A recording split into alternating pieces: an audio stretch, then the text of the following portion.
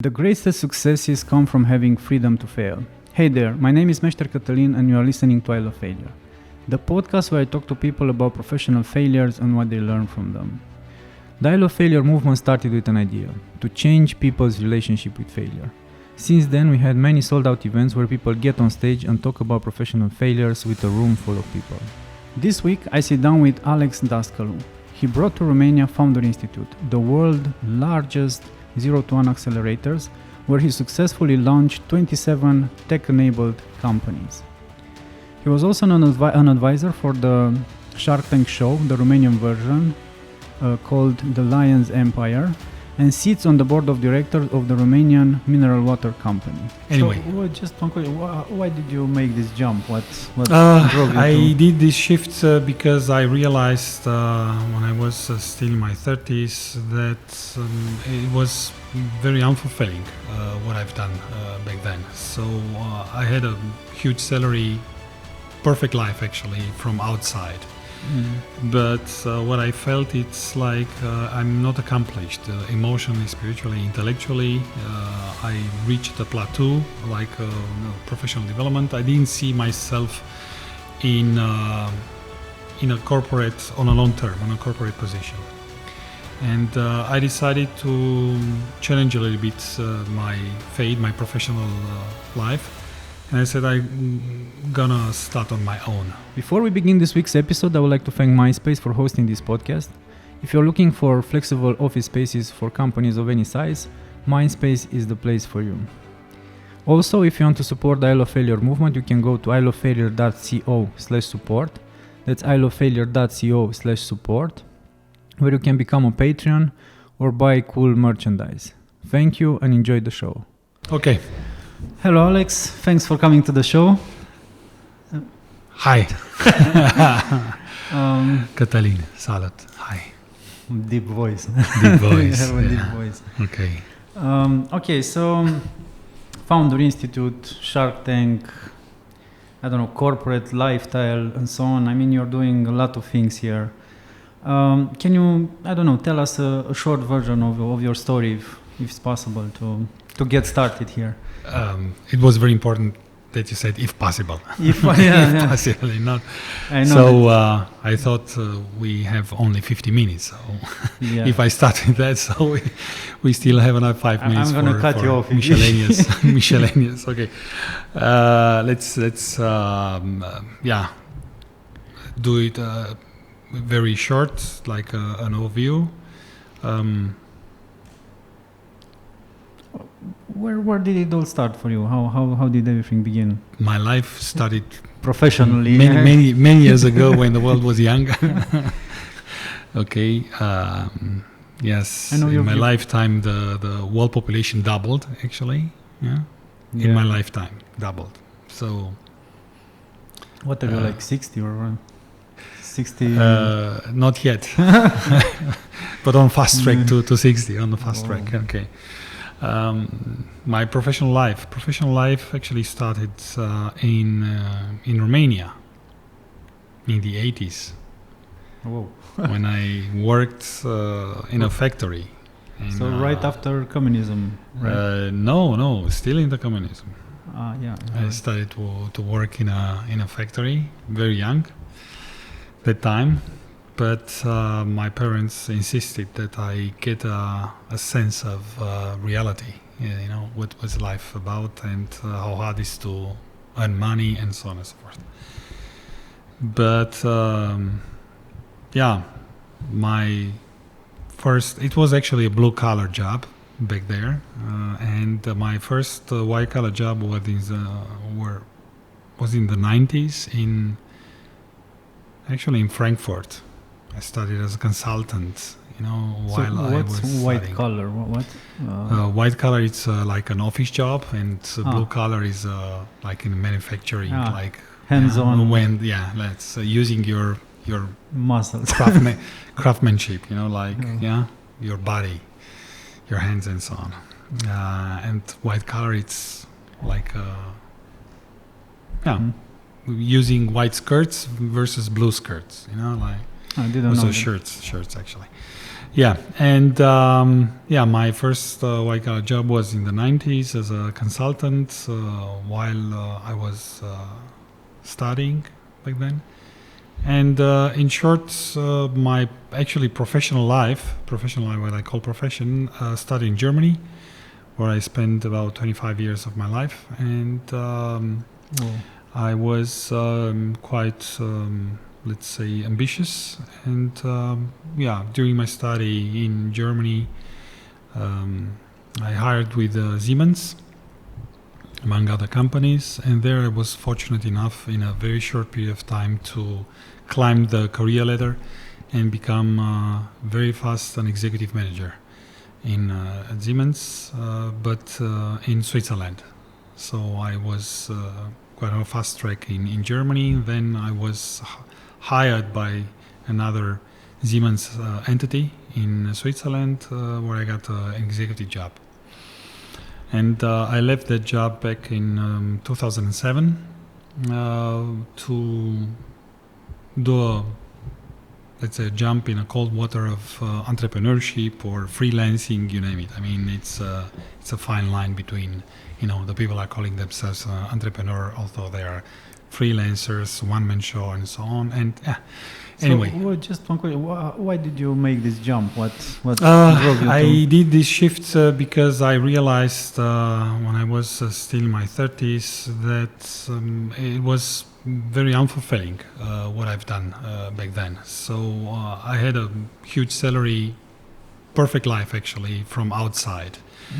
But what I felt, it's like I'm not accomplished emotionally, spiritually, intellectually. I reached a plateau, like professional development. I didn't see myself in a corporate, on a long term, on a corporate position. And I decided to challenge a little bit my fate, my professional life. And I said, I'm gonna start on my own. Yeah. But you had like 3 years money. I mean, you had a lot of money when you started. When I started, I decided to, because I was you had a safety net, basically. I had a safety, actually, apparently a safety net. But I was, I had some savings. I was single, no responsibility for a family, just for myself. And I said it's a good time to risk something in my life, okay? And I decided to quit my job, and everything what I've done back then was based on emotions. I mean, unfortunately, I didn't prepare, let's say, this change in my career in a very thoughtful way, based on experience, on certain maturity. So, and this is why I paid quite a high price, for doing the way I did it. Now, in hindsight, I would do it, I still do it, but in a different way. Like I would advise people right now to do it when they consider they consider to leave their corporate life and. You mean like more research, more? Prepare yourself. Like it's a business plan approach. Okay, when you're doing something, try to figure out what you are trying to do. Do a soul search. What's your purpose? Because by the end of the day, when you decide, for example, as I did, to become an entrepreneur, wanna-be entrepreneur. You have to realize first that entrepreneurship is a calling. It's not another job like I thought it is. Like I'm changing let's say the level of freedom, but it's definitely not true. So it's a calling. It gives you direction. It gives you purpose, but it doesn't guarantee a paycheck. Okay, that's what I didn't realize. So back then. But I decided to leave my job because I didn't feel very comfortable in that job. So I didn't think that was a good fit. I tried to switch within the company to go into the M&A department, but the requirements I didn't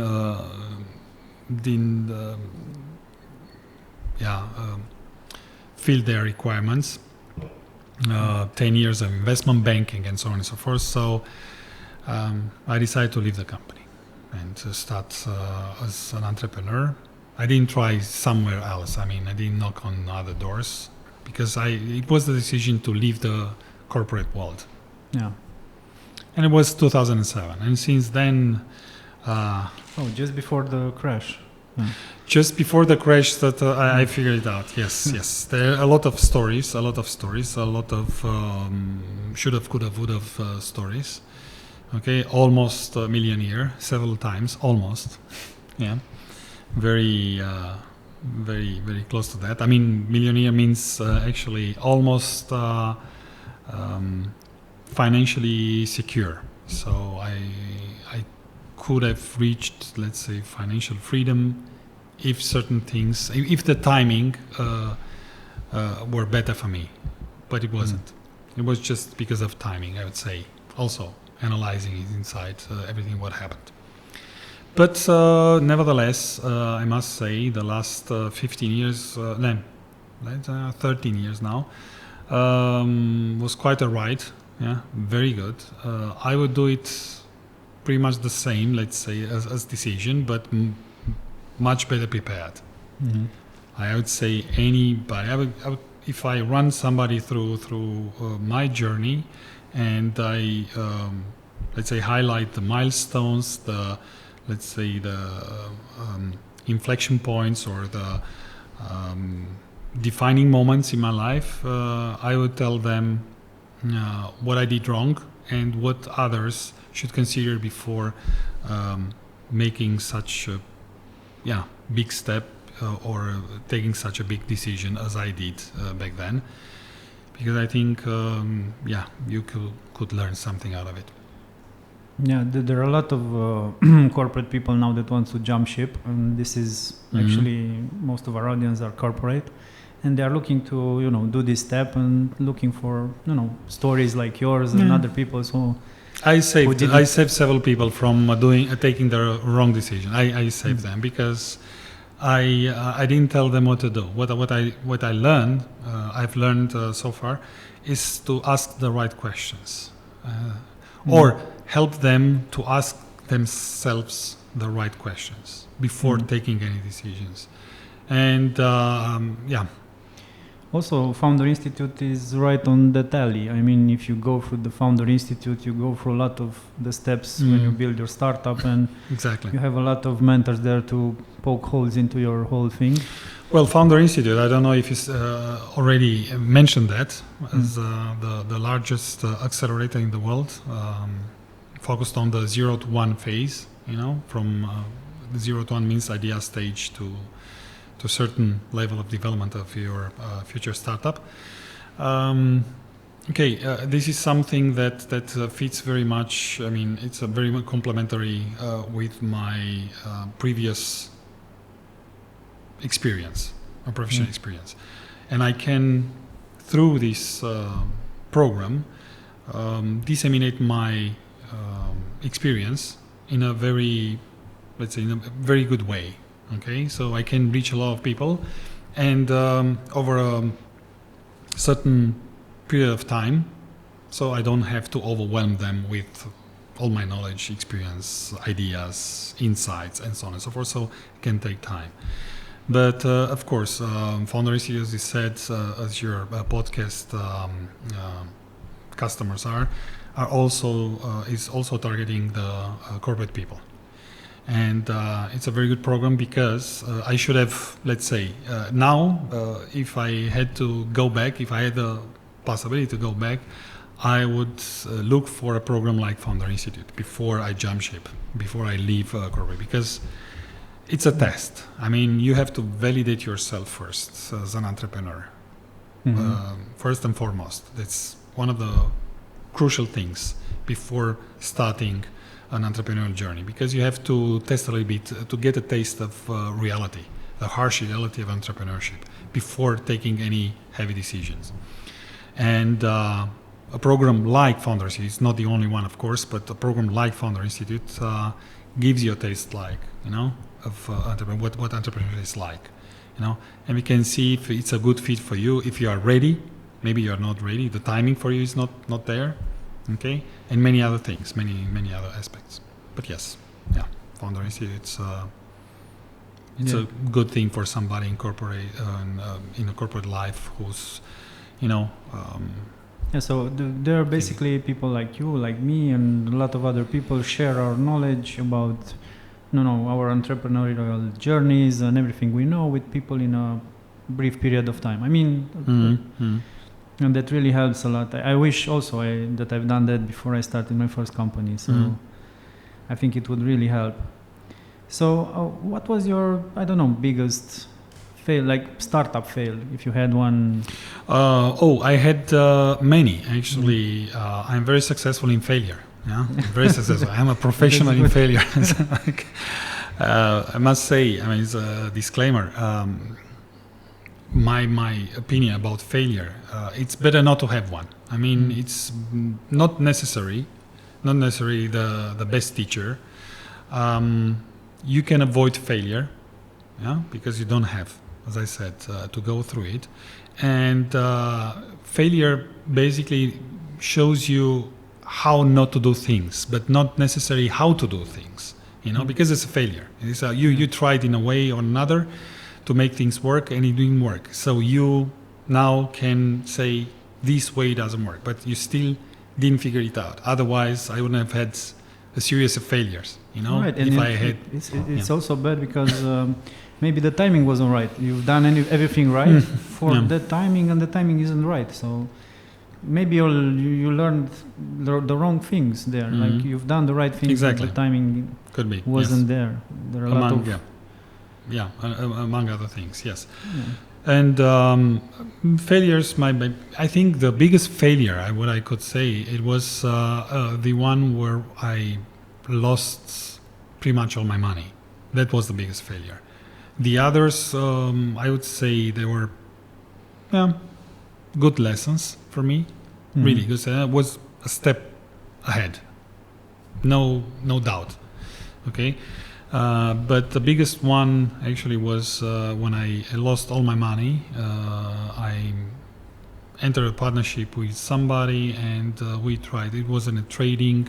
I was actually a rookie. I didn't understand a lot, but I very much relied on my partner, who was a professional in that area, but he needed somebody like me because of other part of the business, which I was quite in command, and I was quite okay, so I could secure part of the business with my skills, my knowledge, my network, my experience, professional experience, but definitely I couldn't have oversee the whole business, the all steps, all the aspects of the business. And he was like a subject matter expert, okay? And I relied very much on his expertise, but it was, again, a lack of experience in that area. And actually it was, I should have known this by then, that I have until it proves that everything works fine. I should have oversee also his activities and his part of responsibility, because he was in charge for a part of the business, to secure a part of the business, very important one.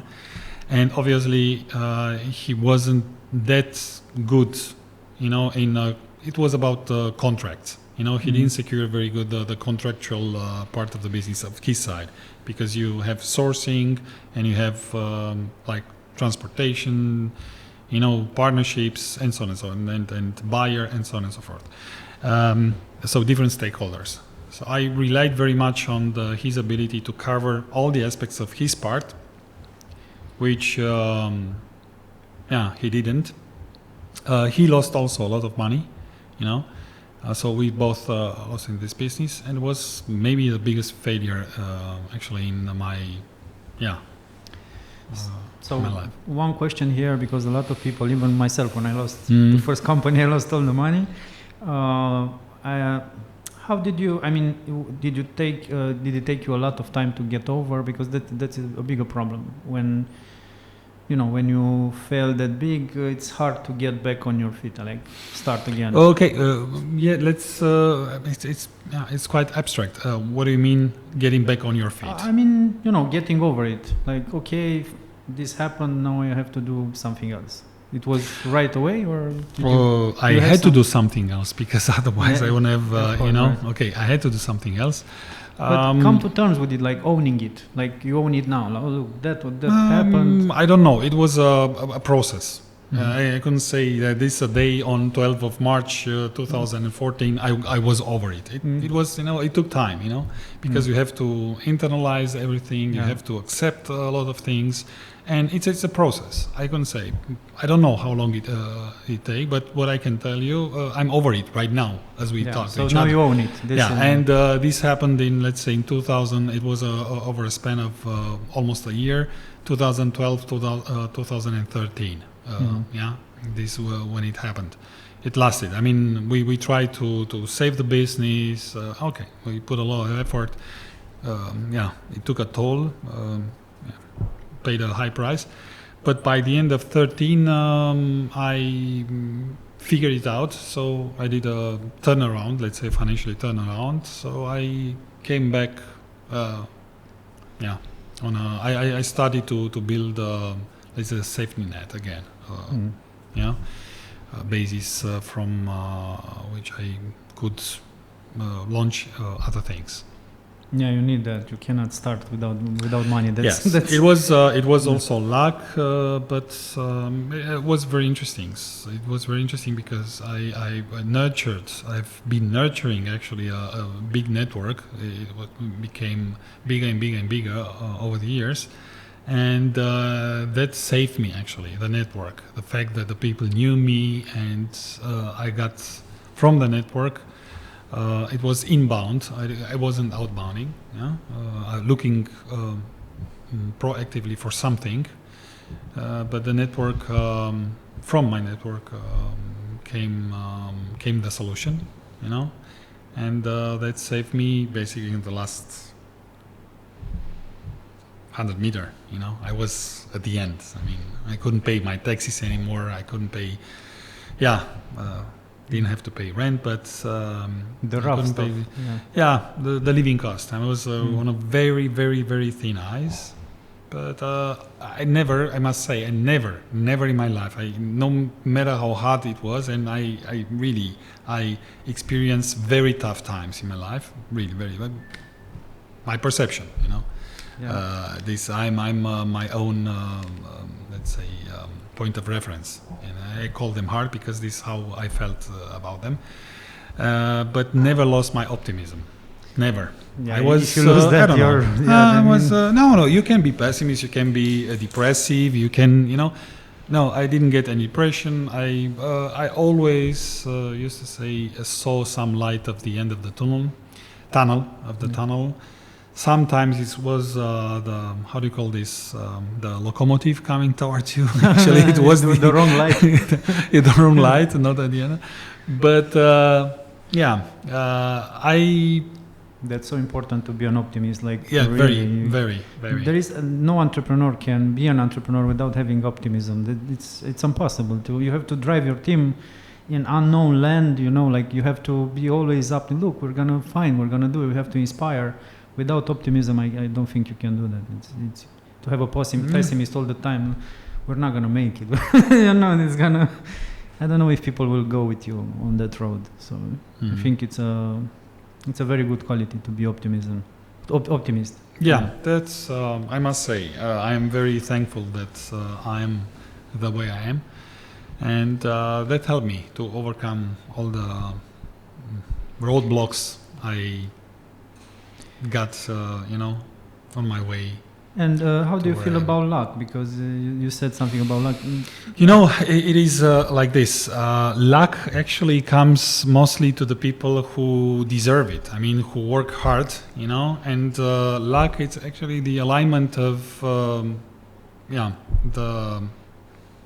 alignment of the stars, for yourself, for a certain situation. This is what you call luck. But you have to put it in your position. For example, you won't have luck to win lottery if you don't play lottery. You won't have luck in entrepreneurship if you don't start a business.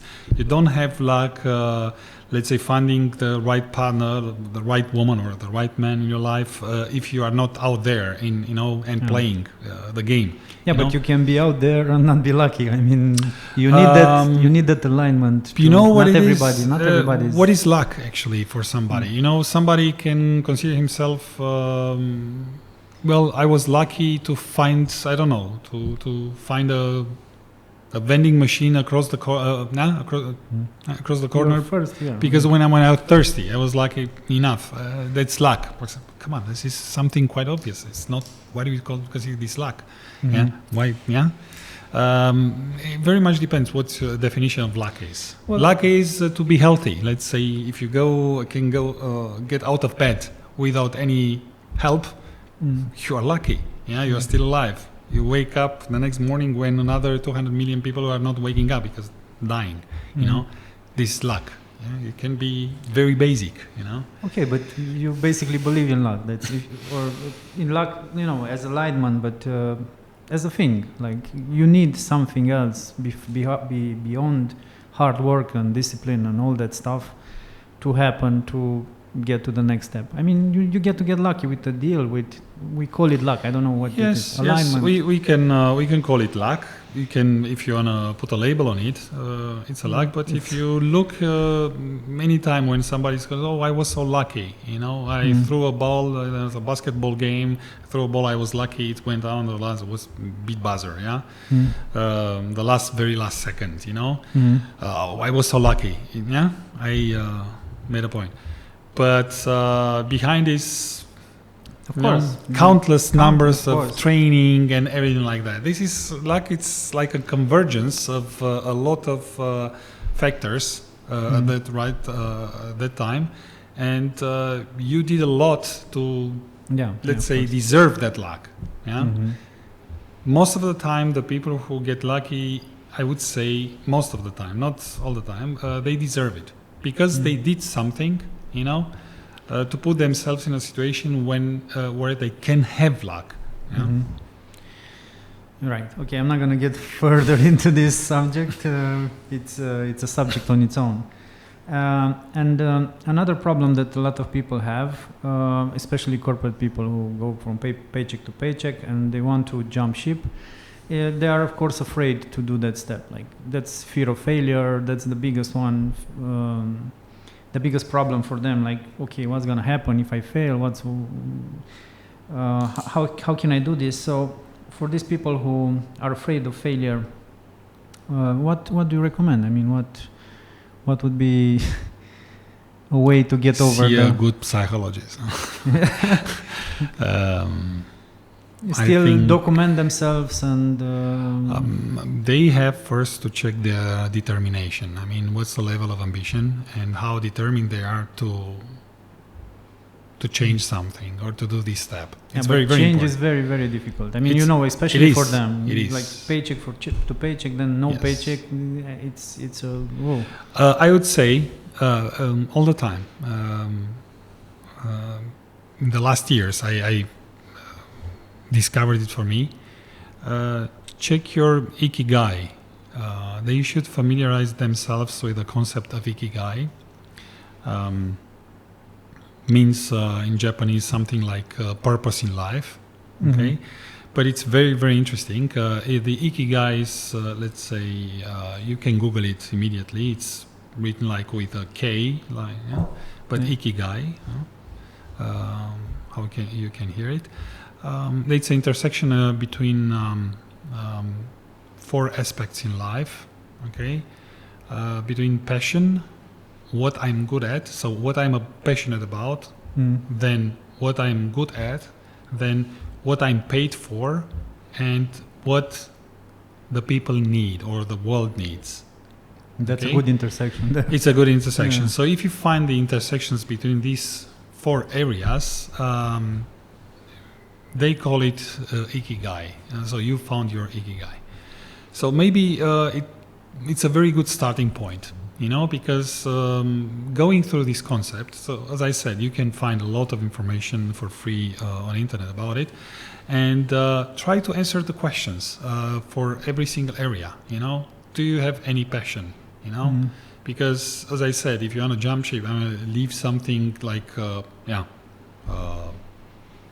A cubicle. let's say not a cubicle, but something that you consider secure. Although nothing is secure today. It's the only thing you can rely on. It's death and taxes, and nothing else. This is 100% sure. You have to pay taxes. You have to die.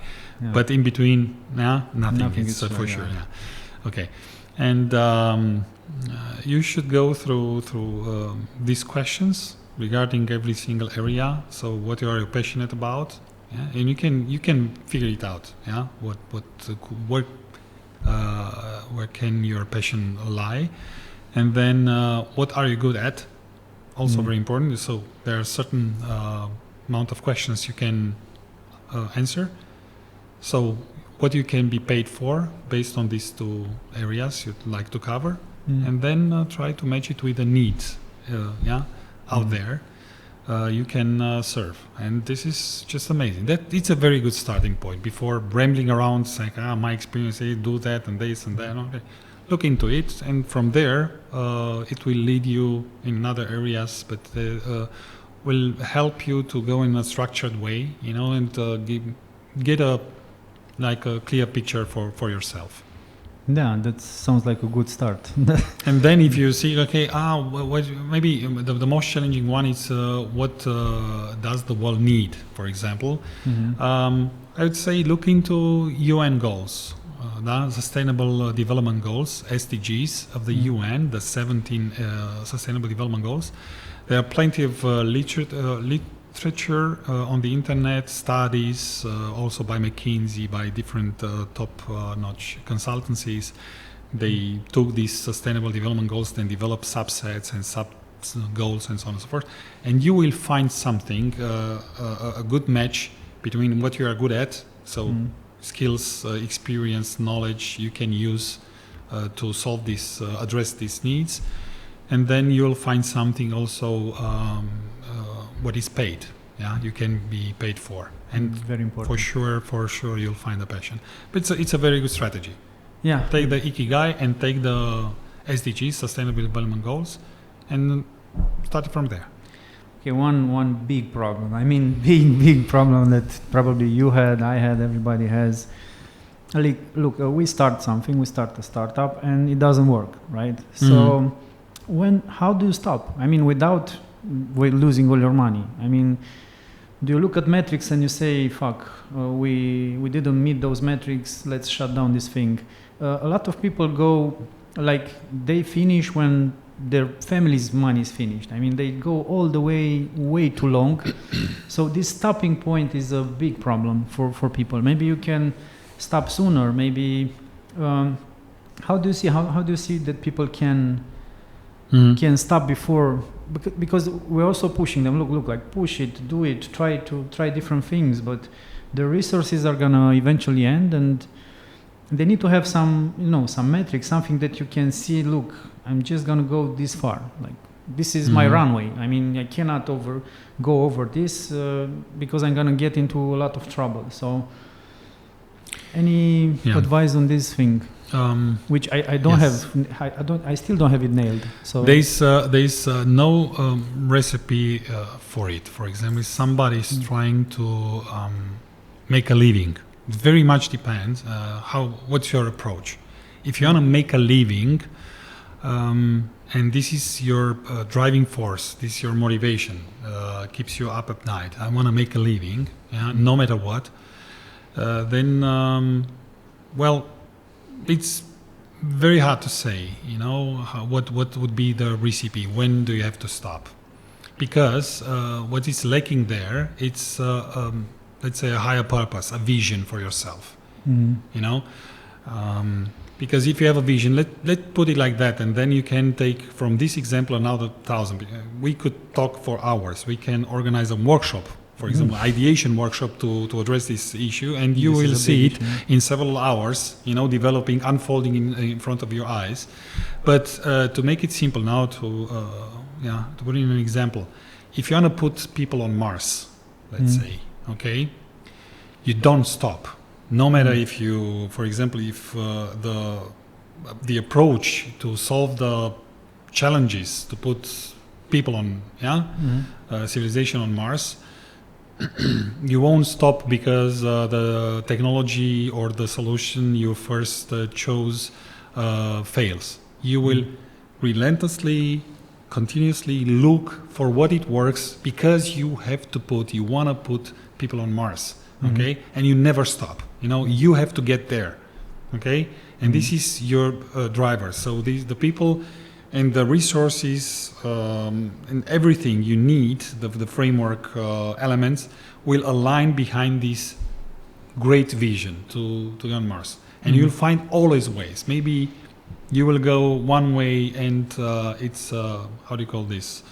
A dead end. It's a dead end. You go back. You lost some resources there, but then you can regroup, get back and find another ways to finance the new approach and so on and so forth, because you are driven by that final goal to put people on Mars. And you'll find a lot of people who can get very motivated and very inspired by this final goal.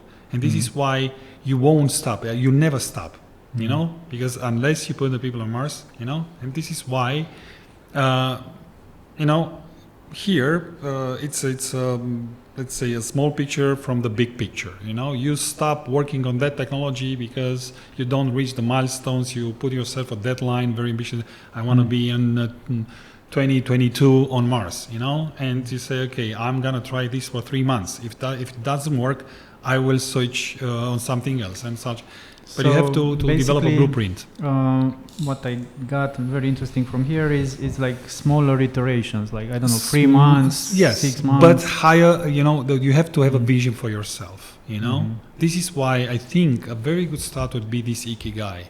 You can say, okay, you know what, I want to solve this need of the... For example, I want to half the production of plastic, find a replacement for plastic, because we have a big issue. The humanity has a big issue with plastic, big one, and everybody, a lot of resources, are working on finding a solution to that.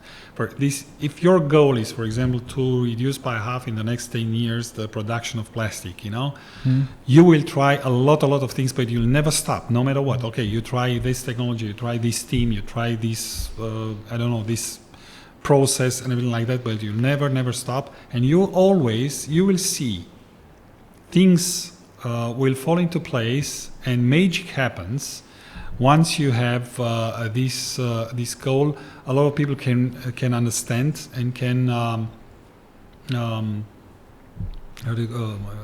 miss the word. Get inspired. Get inspired, but can relate to, and they will. You won't be alone. You can, squeeze a lot of resources out of ecosystem you are working with and within, and always find a solution to keep going. Okay, this is the very optimistic and futuristic approach to this problem. But let's take the other side, because the other side is much more interesting. Yeah. Like, we all know, we look at Founder Institute at one startup that really has absolutely no idea, what he's doing. The market is not there. The idea is bad. Everything is bad. And he's truly motivated. Like, you see that he's not going to stop. Everybody can tell him, look, man, it's just not there what you're trying to do. It's maybe it's not something so visionary, something that's really, really stupid. And that's happening a lot. You see a lot of companies that, and the driver, this entrepreneur is as motivated as the guy that wants to go to Mars. He's looking at all this inspiration on this side. Okay, this everybody's got something to do with me, even including the market. He ignores market signals, he ignores friends, he ignores everything, and is looking just for, inspirational things like this. Look, that guy did it, like Elon Musk, and I don't know, and the other guy. Why can't I? But you're driving the wrong car. You're you have to stop. There is no point. Maybe you find a better idea over here. So what I'm saying is that maybe they should look at the market signs. If the market signs are not there, if you don't reach your destination in 3 months and so on, just, the market says, look, this is not good for us. Maybe it's time to... How can you convince somebody like this? You don't try to convince somebody like this. We should also be very honest and very realistic by saying that entrepreneurship is not for everybody. I mean, entrepreneurship is a calling, it's not a profession. Mm-hmm. If you approach it like a profession, and try to measure it with the instruments of a profession, performance measurement as a profession and so on, it's not gonna work, because it's a lot of it's innovation, and entrepreneurship is like art. You see it's art when you see it, you are in front of it, in entrepreneurship you have to live entrepreneurship. It's your calling, no matter what. You don't stop. And what I want to say, it's the wannabe entrepreneur, somebody who is not trained yet. It's like I want to become a Marine, but I want to skip the training camp. Give me the gun and show me the enemy. Deploy me. Let me jump out of the helicopter above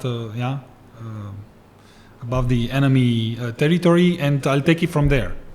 You will die instantly. Maybe in the air, you won't touch the ground. You're gonna be dead. You have to learn, like everything else. The ropes. You have to learn the ropes of entrepreneurship. Okay, so and that's it's what we actually train the people to do in the Founder Institute. We are working on with every single step we are doing. We are also touching the mindset as well. Okay, we are working on their ego. We are working on their different skills, like team building skills, like analytical skills, and it's a challenge all the way in the whole process. It's a structure in the process behind. You have to accept it, embrace it that it is, okay? And it takes time. You have to learn ideation. What is ideation? How to come up with an idea? What are the characteristics of a good idea? If you work on something with the wrong tools, with the wrong people, in the wrong rhythm, okay, with the wrong focus, okay, you might. You have to learn to pivot. You have to understand that maybe the idea is great, but the way you approached it, it's wrong. They have to learn to pivot. They have to learn to build a team. They have to learn to manage a team, not only to build one. They have to also fine-tune all kind of muscle that they were trained. I can make eventually, let's say, this comparison. Now it's on Netflix with the story of Michael Jordan, okay? And it was very interesting at one point, inflection point in his career, when he decided to leave basketball and go into baseball, okay? It was very interesting. It's a long story. It's not the issue right now. But he decided to go in baseball, okay? And it was very interesting because the guy said, you are an amazing athlete, his trainer said. You're an amazing athlete, with achievement, one of the most famous, if not the most famous sportsman worldwide. So you are a global phenomenon. But now you are switching sports. And so you are trying to transfer everything you learned, into baseball. But first of all, I have to tell, you have to train a different group of muscles. You lack different muscles that are needed in baseball. Without this, you won't achieve performance. You won't, be one of the best, not even mediocre. You're gonna be one of the last. Doesn't matter what kind of, let's say, famous level you reached in your professional life, like a sportsman. When you enter the baseball, you have to start a lot of things from scratch. It's like from switching from corporate life to entrepreneurship. You have to train certain muscles. You don't even know you have this group of muscles. that has to be trained. You have to identify that, accept this, and then start to train, and get ready for entrepreneurship. Like, for example, for the corporate life, actually the education system prepared you many, many years, and you don't start like I left the kindergarten and now I'm becoming an engineer, No, you have to go through so many years of school training you. Unfortunately, the education system as it is right now, because we are inheriting something, from the past, preparing us from the world from yesterday, but not for the world from tomorrow. Yeah. But this year, because change, it happens very, very slowly, It doesn't have a change overnight, the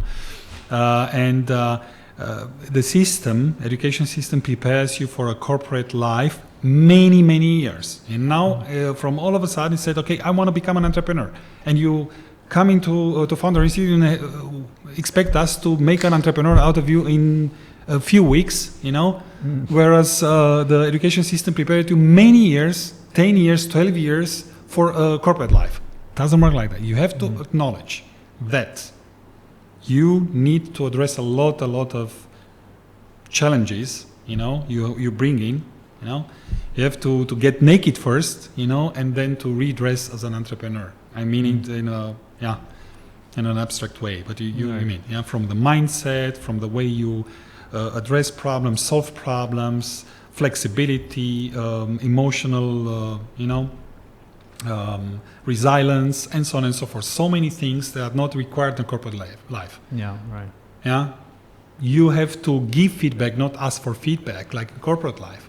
It's counterintuitive. Entrepreneurship is counterintuitive. It's like driving ski. You, in order to go forward, you have to lean forward. Not lean back. Okay, it's counterintuitive, like in entrepreneurship, and you have to learn all these skills. And when we are addressing issues like that, when should we stop? When should we do whatever? When do we know when?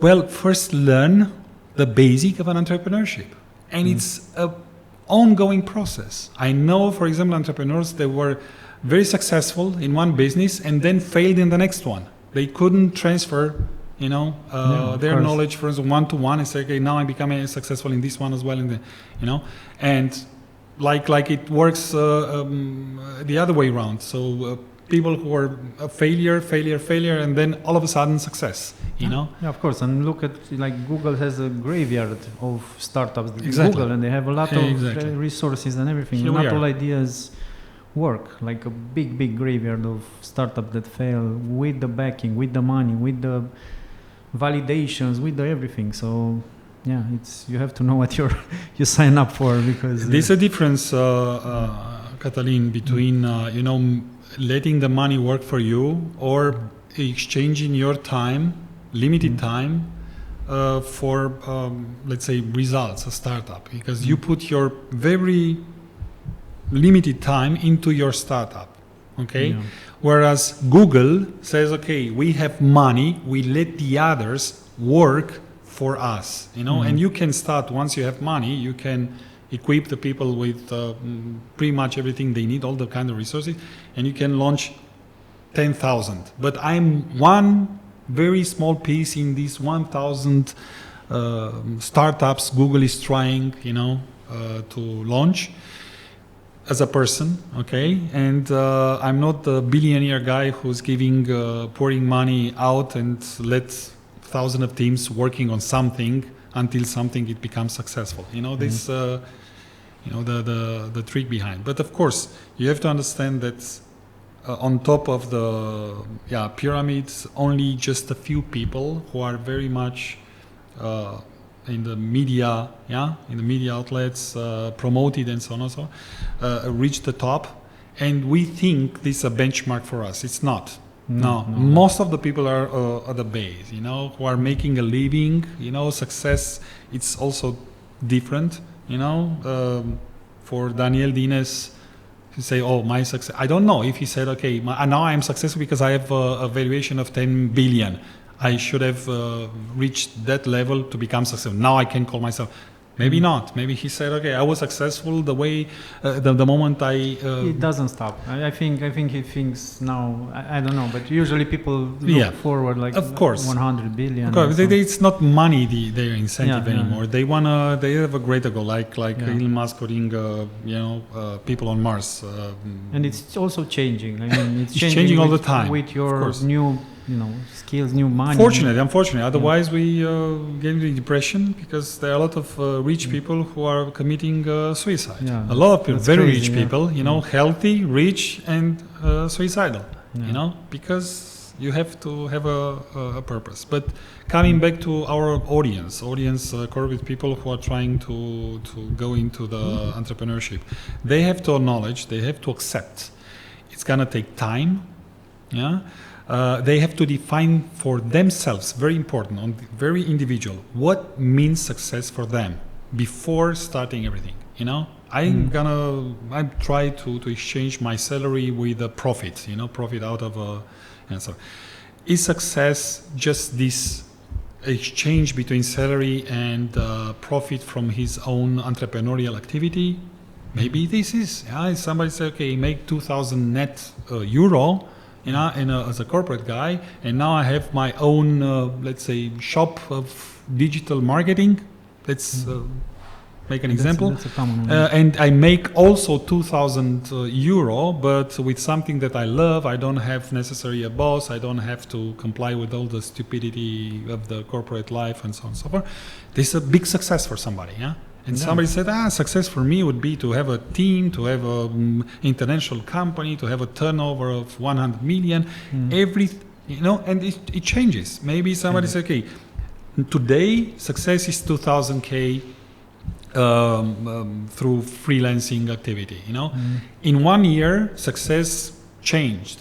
For me, the definition of success would be 10,000 like profit generated by my company with a team of minimum 5 people. This is success. And then in another 2 years, success would be for me 1 million turnover with 50 people and blah blah. Changes all the time. So this is why be realistic, create a network of like-minded people. Be engaged in constant communication. Be open-minded. Very, very important to request for feedback on a continuous basis, and appreciate the time the people are investing to give you feedback. To think about what you are doing. Analyzing and say, okay, what? I don't think you're. It's like it's a gift. If somebody is giving you 5-10 minutes out of his time, it's just a gift. It's an amazing thing. So. Say thank you no matter what. Cool. Okay, just one last thing, because I always ask my guests to maybe recommend some books that you would recommend to the audience, like this type of audience. What book? My first recommendation is to read until your eyes burn. It's very important. Read all the time. It's important because it's a lot of knowledge from other people. Just exactly. It's an exchange. It's like spiritual, intellectual exchange when you are touching a book. Between the writer and you. On a very deep level. And recommendations. I don't know. It very much depends on the. Some books that influenced you, like Ikigai, I got this one. Ikigai, it's not a certain book. Read the one who you resonate best with. But very much depends on your sweet spot. If you are, let's say, very much into biotechnology, maybe there are some great readings there. If you are into, I don't know... so subject matter books. Agriculture and so on, subject matter books. But things that I think are interesting to read because are on, let's say, helps you to build a basis for everything you are doing, like a general wisdom, no matter what you are doing in your life. I would say Principles by Ray Dalio. Ray Dalio. So Principles. Also, I think it's very important to have the ability, no matter where you are, either you are a corporate guy or you're an entrepreneur or a freelancer, no matter what, it's very important to be able to pitch yourself, pitch your ideas, pitch your project. Yeah, we sell everything. Sell. We are selling without knowing it. Without putting a label of sales on it, we are selling. So it's very important to understand how to pitch everything. Yeah. So presenting in a structured, compelling, in a short way. As I said, an idea, a product, solution, a movie you saw, a book you read, and so on.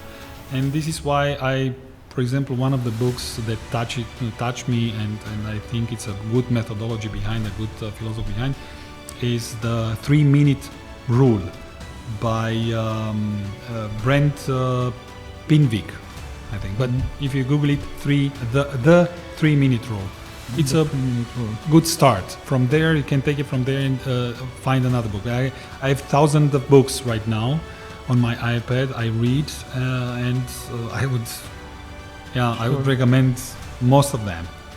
Yeah. Okay, thank you very much, Alex, for being here today. Thank you very much for the opportunity. Good luck with your podcast. Let's inspire as many people as we can with this. It's your job to inspire a lot of people. And again, thank you very much. You are doing a very good job here, a very good initiative. Fingers crossed, and I'm here whenever you need. Yeah. Thanks, Give Alex. Yeah. Cheers. Cheers.